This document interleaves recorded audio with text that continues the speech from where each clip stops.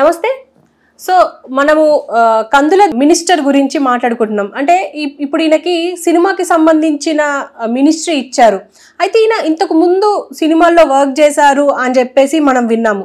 అయితే ఎవరితో చేశారు, ఎలా చేశారు, ఏ సినిమాకి వర్క్ చేశారు అనేది మనకు ఆల్రెడీ తెలిసిందే, కీచురాళ్ళు.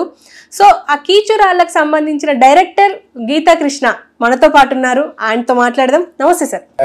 సార్, కందుల దుర్గేష్ ఇప్పుడు మినిస్ట్రీలో ఉన్నారు. ఆయనకు సినిమాటోగ్రఫీకి సంబంధించిన శాఖ ఇచ్చారు. సో ఈ మినిస్టర్ అయితే ఎవరైతే ఉన్నారో మీ సినిమాకి ప్రొడ్యూసర్గా వర్క్ చేశారని చెప్పి తెలుస్తుంది. అంటే ఎలా సార్? యాక్చువల్ కందుల దుర్గేష్ రాజమండ్రి ఉంది. ఒక డిస్టెన్స్గా బాగా తెలుసు కూడా, నాకు కొంచెం డిస్టెంట్ రిలేటివ్ కూడా. కానీ నాకు మెడ్రాస్లోనే పరిచయం, మెడ్రాస్ వాళ్ళ అబ్బాయి అని. అతను రామోజీరావు గారు మయూరి ఫిల్మ్స్లో చేసేవారు.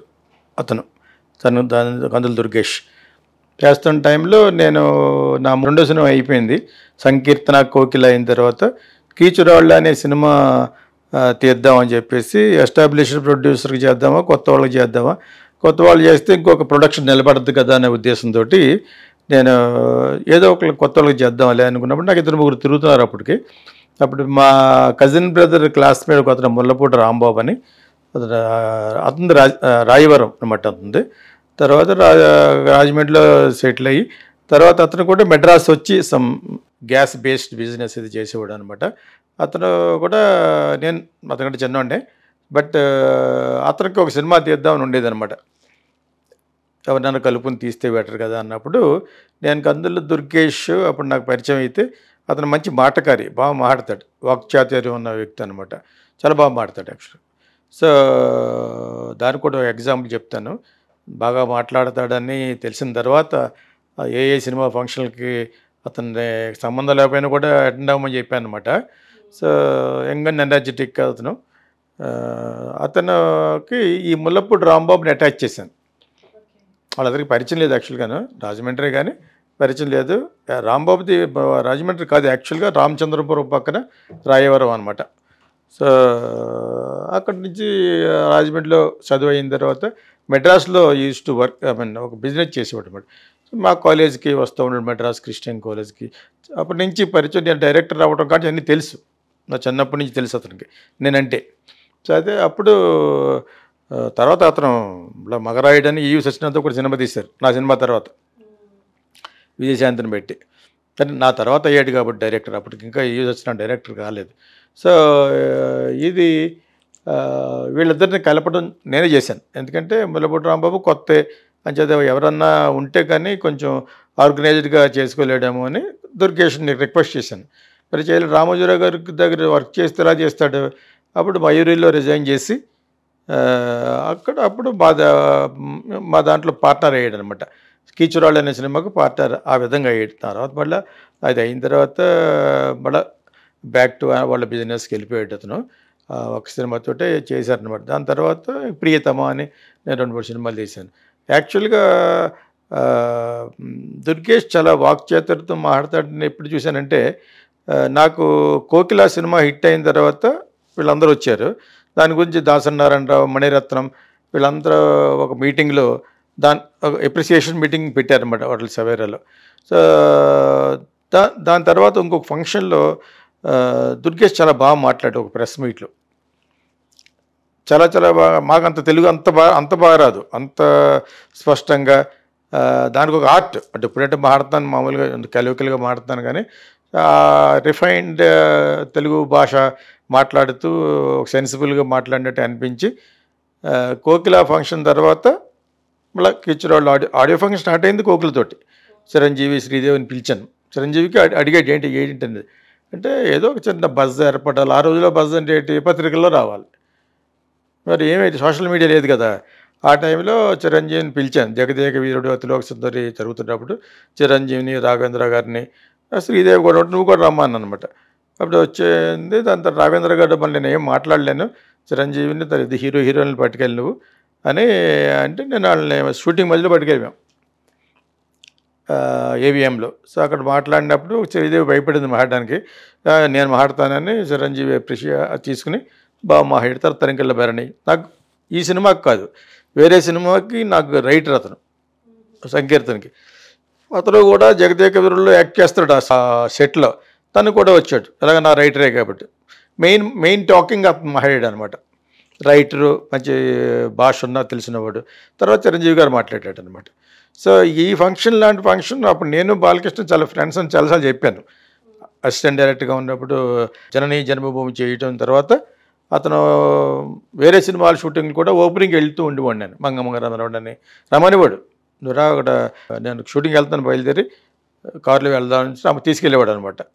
సో ఆ విధంగా సాన్నిహిత్యంగా ఉండటం వలన నేను డైరెక్టర్ అయిన తర్వాత ఇలా కోకిల అనే ఫంక్షన్ ఏదో కొత్త రకంగా చేశారట కదా, అదేదో ఆడియో ఫంక్షన్ అని తను ఎక్కడో కలిసి అడిగితే ఎవరు వచ్చారు చీఫ్, చిరంజీవి వచ్చాడు కదా, మరి నన్ను ఎందుకు వెళ్ళలేదు అన్నాడు. ఇంకో సినిమా ఉంది కదా తనకు నువ్వే అన్నా అనమాట. అప్పుడు ప్రీతమ అనే సినిమాకి ఆడియో ఫంక్షన్కి పిలిచినప్పుడు అక్కడ దుర్గేష్ని పిలిచాను. యాక్చువల్గా వాళ్ళది కిచురాళ్ళు అయినా కూడా ఈ ఫంక్షన్ కూడా నువ్వే కంపేర్ చేయమని అన్నట్టు యాంకరింగ్ మాట్లాడమని అనమాట. అప్పుడు నేను ఆశ్చర్యపోయాను, చాలా చాలా బాగా మాట్లాడాడు అనమాట. అంత సీన్ మాకు లేదు అప్పటికి, ఎందుకంటే అంత బాగా తెలుగు మాట్లాడే అంత సీన్ లేదు. తెలుగు సినిమా డైరెక్ట్ చేసినా కూడా మంచి బాగా వాక్చాతుర్యంతో మాట్లాడినట్టు అనిపించి అప్పుడు అన్నివాడిని అప్పటి నుంచో ఇప్పటి వరకు కూడా అదే అంటాను, నువ్వు చాలా బాగా మాట్లాడతామన్నా కూడా. ఈ ఎలక్షన్ల ముందు 1 month ముందు రాజమండ్రిలో నేను వస్తుంటే ఫ్లైట్లో కలిసాడు, తను ఇంకో ఫ్రెండ్ కలిశారు. అదే నా వీడియోల గురించి అతను వెళ్తున్న ఫ్రెండ్ ఏదో మాట్లాడుతుంటే అదే కొంచెం ఎనలిటికల్గా బాగుంటాయి అన్నలో ఏం చేస్తారని మాట్లాడి ఆ రోజు చిరంజీవి ఇంటికి ఎక్కడికి వెళ్తున్నారు ఏదో ఫంక్షన్కి వెళ్ళు అంతా. మరి ఒకటే పార్టీ కదా అప్పుడు, పవన్ కళ్యాణ్ పార్టీ ఉంది కదా, ఎవరు ఏదో జరిగింది సమ్ ఫంక్షన్, నాగబాబుకి సంబంధించిన ఏదో ఫంక్షన్, దాని గురించి వెళ్ళారన్నమాట. అప్పుడు కలిసిన తర్వాత మళ్ళీ కలలేదు. ఎప్పుడన్నా నేను పొలిటికల్ డిస్కషన్ వచ్చినప్పుడు మన ఛానల్లోనూ ఒక ఛానల్లో చెప్పాను, అతను యాక్చువల్గా రాజమండ్రి రూరల్ అంటే మా ఊరికి సంబంధించింది, కడియం మాధవరాయుడుపాలెం దానికి సంబంధించింది, ఆ పక్కన నా ఊళ్ళకి. అది ఇతనికి వస్తుందని చెప్పేసి ఆల్రెడీ సీట్లు కూడా అనౌన్స్ చేయనికితమే ఇతన్ని హోర్డింగ్స్ అవన్నీ మా ఊరు, నేను రాజమండ్రి నుంచి హోటల్లో ఉండేవాడిని, స్టార్ హోటల్లో. అక్కడి నుంచి అలా కార్లు వెళ్తున్నప్పుడు రోడ్డుకి ఇరుపక్కల హోర్డింగ్స్ ఉన్నాయి.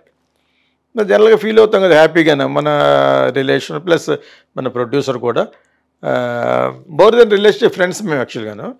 దూరం మా మదర్ సైడ్ కొంచెం బంధువు అనమాట.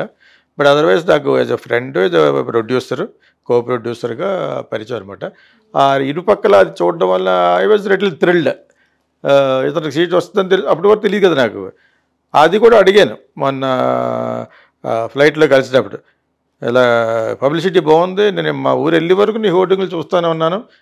ఆ ఏరియాకి అతనే దాన్ని రాజమండ్రి రూరల్ అని పేరు పెట్టారు. ఇప్పుడు యాక్చువల్గా కడియం కాన్స్టిట్యువెన్సీ అది యాక్చువల్గాను. దానికి ఇప్పుడు బుచ్చయ్య చౌదరి గారు నిలబడ్డారు, గెలిచారు కూడా, బాగా సీనియర్ ఆయన. ప్రతి సిట్టింగ్ ఎమ్మెల్యే ఆయన అక్కడ మన రాజమండ్రిలోను, క్వైట్ ఇన్ఫ్లుయెన్షియల్ పర్సన్ కదా, పెద్ద ఆయన. మన చంద్రబాబు నాయుడు గారి కంటే కొంచెం పెద్ద అనుకుంటా. రామారావు గారు గవర్నమెంట్ నుంచి వస్తూ ఉన్న వాళ్ళ కమ్యూనిటీ వ్యక్తి, కమ్మ కమ్యూనిటీ వ్యక్తి అనమాట, దుర్గేష్ కాపు కమ్యూనిటీ. సో అతను ఈ సీట్లు పంపం విషయంలో సడన్గా బుచ్చయ్య చౌదరికి సీట్ ఇస్తారని అనుకోలేదు నేను. సీనియర్లకి ఇచ్చిన మరి ఇక మినిస్టర్లు ఎందుకు ఇవ్వలేదు అనేది వస్తుంది అనమాట. ఏదో విధంగా చంద్రబాబు నాయుడు గారి కంటే ఎక్కువ మనకు తెలియదు కానీ చాలా ఫోర్స్ చేసి తీసుకున్నాడు ఆ సీటు. అలిగి ఎవరో ఆయన పెద్ద ఆయన బుచ్చయ్య చౌదరి గారు, అది దుర్గేష్ సీట్, అది జనసేనకు సంబంధించిన సీట్ అలాట్ చేసింది. అప్పుడు పవన్ కళ్యాణ్ బయట కన్విన్స్డ్ ఏం ఎలాగంటే మరి వాడుకోవాలి మిత్రపక్షం కలిచారు కదా కూటమి, మరి ఆయన కాంట్బాట్ పొజిషన్లో బుచ్చయ్య చౌదరి గొడవ చేసేస్తున్నాడు అని చెప్పేసి బుచ్చయ్య చౌదరికి ఇచ్చినప్పుడు ఆ తర్వాత మనం వీడియో చేసాం. అక్కడ కొంచెం అన్యాయం జరిగింది దుర్గేష్ కానీ, మరి ఇటువంటి ఎందుకు ఖండించలేకపోయాడు పవన్ కళ్యాణ్. మరి అతని వల్లనే కదా ఈ కూటమి ఏర్పడింది. వాళ్ళకు ఉండే డెలికేసీస్ వాళ్ళకు ఉంటాయి యాక్చువల్గానే. ఏం చేయగలడు బుచ్చయ్య చౌదరి ఫోర్స్ చేయడం అనేది అందరూ కనబడిపోతుంది, కాన్స్టిట్యువెన్సీలో అంతా తెలిసిపోయింది. ఇంకా అప్పుడు అయిష్టతోటే ఇచ్చాడు నేను సీటు నాకు తెలిసి మటుకు.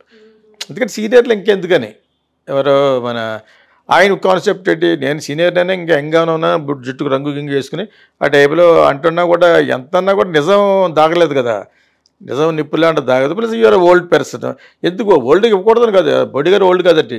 ఆయన ఇంకొక ప్రశ్న వస్తే ఆయన తప్పిస్తున్నారు ఆర్ఎస్ఎస్, అది వేరే విషయం అది. సో ఆ విధంగా బుచ్చయ్య చౌదరికి ఇచ్చి ఇతనికి అన్యాయం జరిగిందని నేను ఒకసారి చెప్పాను. అది అతను ఆల్రెడీ చాలా 3 నెలల క్రితమే గ్రౌండ్ వర్క్ చేసుకున్నాడు. రాజమండ్రి నుంచి ఆ రూరల్ అంతా అన్నీ దాటుకెళ్ళాలి మా ఊరు మాధవరాడిపాలెం అనేది. అక్కడికి వెళ్ళే లోపల అన్ని ఆ పక్కన ఈ పక్కన ఎదురే హోర్డింగ్స్. నేను అది అతనితో ప్రస్తావించాను కూడా ఫ్లైట్లో. చాలా బాగుంది పబ్లిసిటీ.